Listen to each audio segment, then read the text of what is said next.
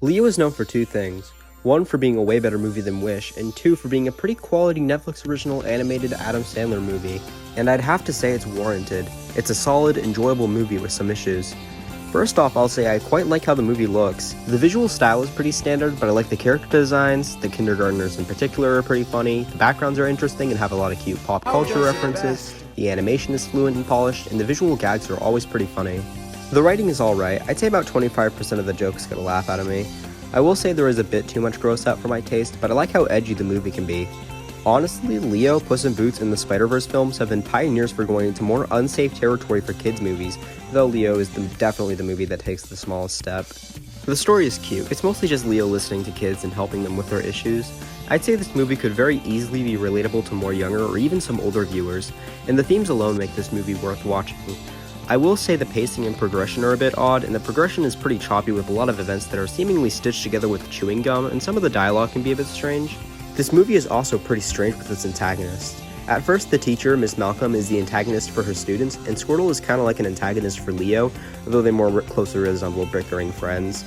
But then at the end of the movie, they kind of make the gym teacher the antagonist, even though he did nothing wrong most of the movie. And then they also make this random crocodile an antagonist, and it's cool, I guess. Very messy though, none of this is built up to very well. The action in this movie is pretty good. I will admit some of the later scenes are a bit slow and weirdly paced, but they're fun, and I especially like the scene where Leo's in the kid with the overprotective parents' house and he gets his tail ripped off. The voice acting is good about 90% of the time. Most of the more meh voice acting from the movie is from characters with smaller roles. The songs, on the other hand, are about 50-50. Half of them are pretty unremarkable from a lyric standpoint, like Last Year, Lizard's Lament, and Dear Drone. On the other hand, songs like Extra Time and Happy are pretty nice bops, even if lyrically they're kinda messy. When I Was 10 is a pretty strange and unremarkable song, but for some reason this random kid brings up being happier when he was younger because he didn't know about death? Excuse me? This comes out of nowhere, and I'm pretty sure these are this kid's only lines in the whole movie. My favorite song is probably Don't Cry, just because of how brutal the lyrics are. It was pretty funny on my first watch, and I think it has a good message at the end.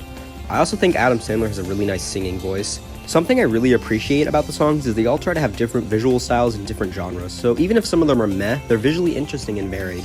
My final notes are that during the watching of this movie, a ladybug landed on me and crawled around on me. It was pretty neat.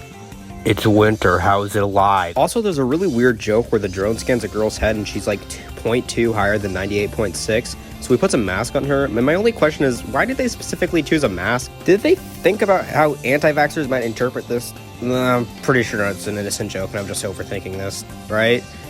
Wait, why the hell are Cheetos in this movie? And that's pretty much it. I watched this movie twice, once at my little sister's birthday and once for this review. I enjoyed it more the first time, so I wouldn't say this movie is super rewatchable, but definitely fun to throw on every once in a while if there's kids around and if you're craving Adam Sandler. It's probably my favorite of his animated films. Overall, I'd say I liked the film. It was fun, even if it's very messy. I think if I had to give it a score, I'd either give it a high 5 or a low 6.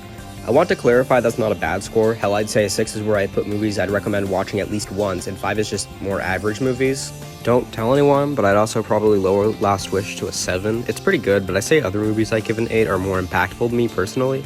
Anyways, Leo is definitely closer to being an average movie than a groundbreaking one, but it was enjoyable and I think kids would love it. Go watch it if you think you'd like it.